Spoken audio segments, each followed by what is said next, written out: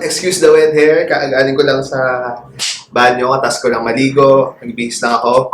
So yeah, welcome back to our YouTube channel. It's Kuyskiko again. I'm gonna be sharing with you my nighttime skincare routine in this video. So if you guys wanna see that, just please keep on watching. Actually, free day ko ngayon. I'm not doing anything. Galing ko lang mag-workout. Nag-early dinner lang kami and naligo ako. Hence, sabi ko sa sarili ko, may time ako to film my nighttime routine. My skincare nighttime routine, I mean. So, lagay ko muna to para... So, zoom ko ay ng konti. Okay. Kanina, film ko na yung aking facial wash. Flash ko na lang right now. Hi! So, andito ngayon tayo sa CR. Kasi papakita ko sa inyo paano ako mag-wash ng face.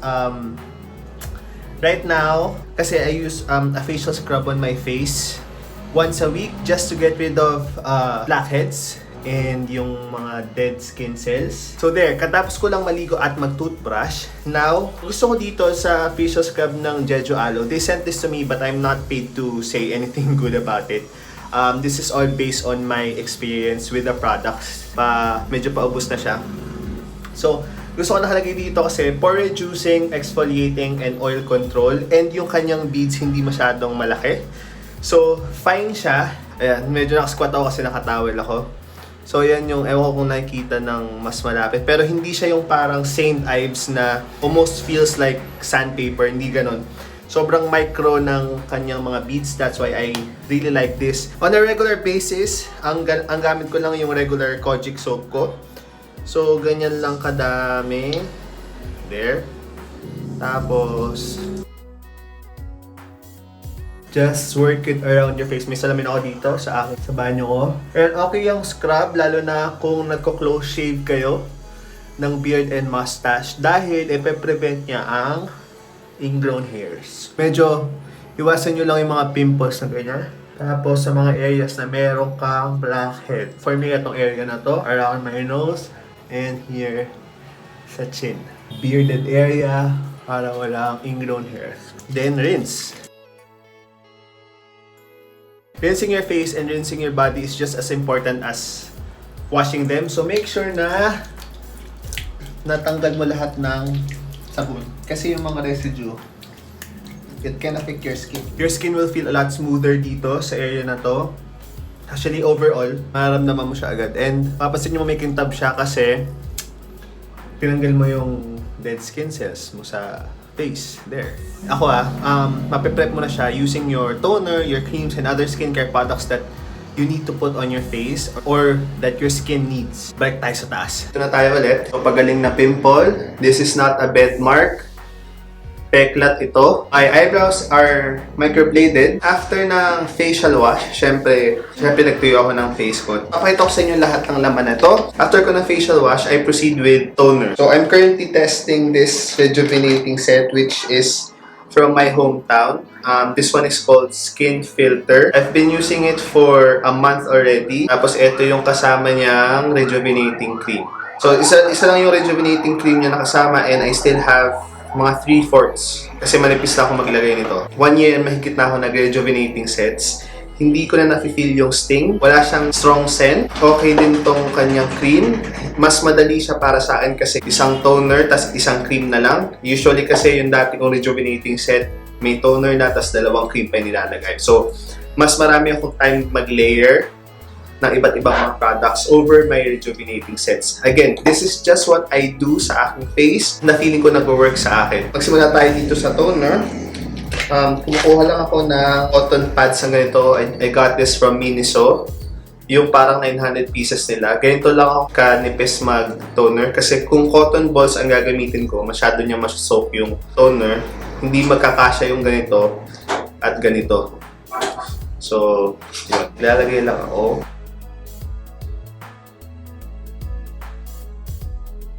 So, yun lang. Tapos na. Kahit medyo tacky, nilalagay ko na agad yung cream. Usually kasi, pinapatuyo muna nila. Pero, here, pagbukas mo sa... Eto siya. Pagbukas mo, parang may spatula kang maliit na makikita.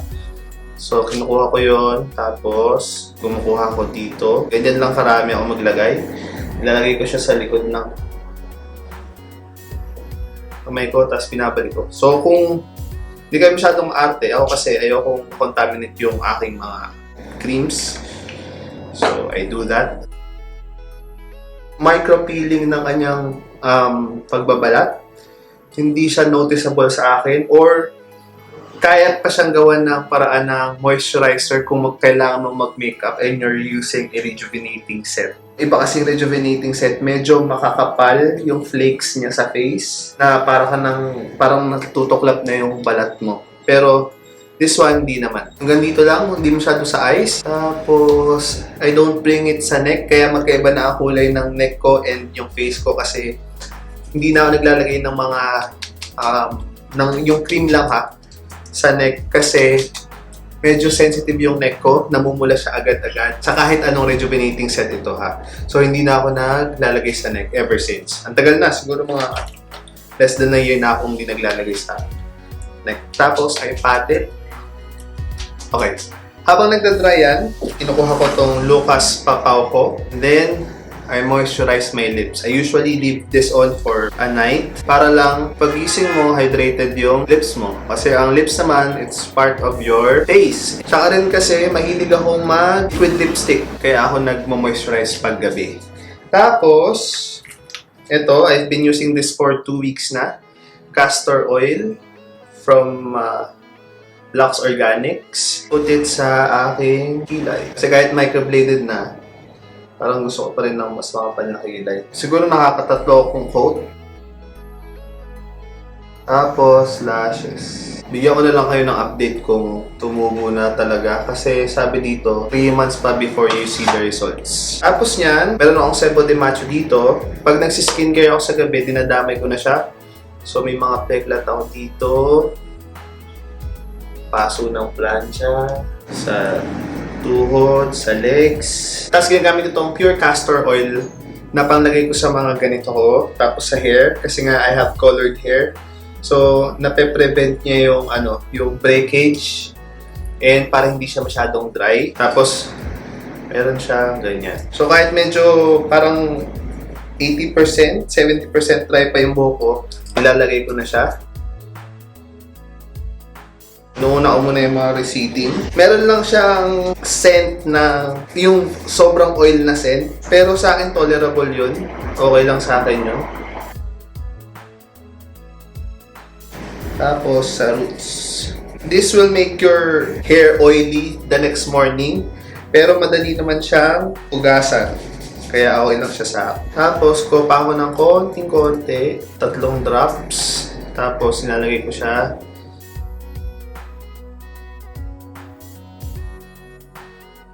side din. Tapos yung excess. Ayan, nakalagay.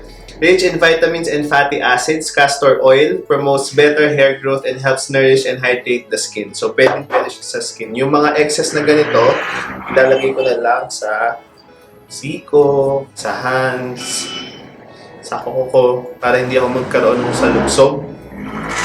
Tapos, balik natin to. Medyo tuyo na yung face nung ating cream. Kaya naglalagay ako nitong tomato glass skin from Fresh Skinlab din. I've been using this for 3 weeks na. Gusto ko siya kasi nakalagay dito, dye-free, alcohol-free, paraben-free, mineral-free, benzophenone-free. So, feeling ko mas marami siyang ingredients na unnecessary na hindi na nakalagay. So, mas better siya sa skin. Nagawa ko lang yung tira dito sa lid. Ayan. Yun na yung nilalagay ko sa face.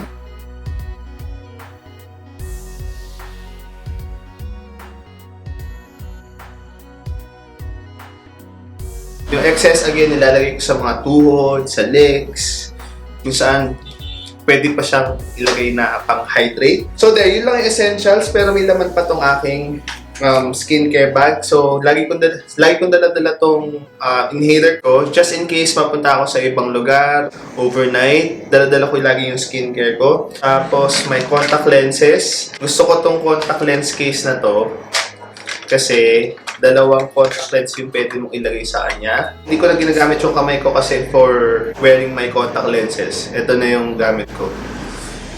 So, mas hygienic siya sa akin. Tapos, may dala-dala akong extra shampoo, Bactidol, mouthwash, deodorant. Hindi ako gumagamit ng scented na deodorant kasi pag scented, nagbe-blend siya sa natural scent ng body mo. Minsan, kahit sobrang tapang nung amoy ng kilikili, pagdating sa hapon, iba na yung amoy niya.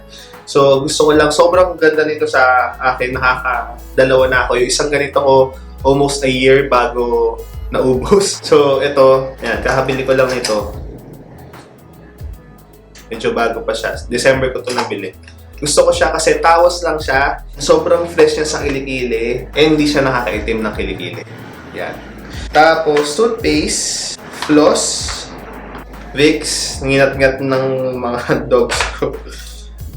Tsaka yung panglagay sa mga ganito pag hindi ako makatulog. Tapos may inhaler pa siya. Sa laman niya, yung sa Thailand, floss, toothpaste, inhaler, toner, cream, Vicks, mouthwash, Luxe Papaw, Sebo De Macho, deodorant, castor oil, extra shampoo, contact lenses, and wala na yata. Ito, hindi ko to dinadala pag sa normal na araw. Pero meron ang fresh na nakaganon, nakalagay sa ganon na jeju aloe, na parang nakaganito din. So, yun ang dinadala ko. Pero dito sa bahay, nakalagay kasi ito sa ref. So, yun.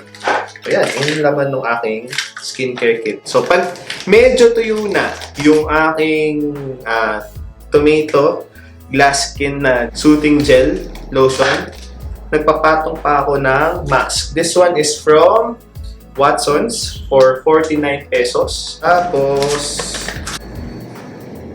huwag nyo tatapon to kasi pwede pa tong ilagay dito.